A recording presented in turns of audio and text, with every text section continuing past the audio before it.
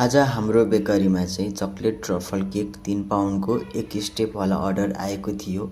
मैले चाहिँ cake order आएपछि सरासरी आएर केक बनाउनतिर अगाडि बढेँ। सुरुमा म चाहिँ 2 पाउन्डको स्पोन्जलाई काटेर सरासरी लेयरिङ गर्न अगाडि बढेँ। अब यो केक चाहिँ कस्टमरको माग अनुसार अनि कस्टमरको इच्छा अनुसार बन्ने हो कि नबन्ने हो भन्दै यस्तै साना साना कुराहरू सम्झिँदै मैले चाहिँ सरासरी लेयरिङ गरेर फुल फिनिसिङ पनि गरिसकेँ। अब हामीलाई चाहिन्छ 2 पाउन्डको केकमाथि राख्नको लागि 1 पाउन्डको केक।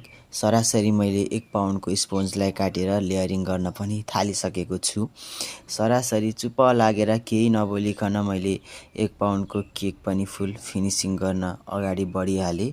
गर्दै 1 पाउन्डको केक पनि फिनिसिङ भइहाल्यो। हाम्रो केक कस्तो देखिराख्नु भएको छ कमेन्ट गर्न नभुल्नु होला। स्टेप राखिसके पछाडि मैले सरासरी चक्लेट लगाउन पनि सुरु गरिसकेको छु। मैले लगाएको चक्लेट मिलेको छैन भने कृपया कमेन्ट गरेर सम्झाउनु होला। सो गाइज, म चाहिँ बिगिनर, त्यही भएर चाहिँ मलाई कसैको सल्लाह सुझाव पनि आवश्यकता पर्छ। हाम्रो चाहिँ चक्लेट लगाउने काम पुरा भइसकेको छ। अब हामी चाहिँ गार्निसले डेकोरेसन गर्नेछौँ।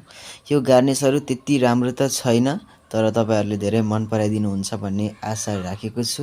तपाईहरु देख्न सक्नुहुन्छ यो फाइनल लुक्स चाहिँ केकको यस्तो आएको छ।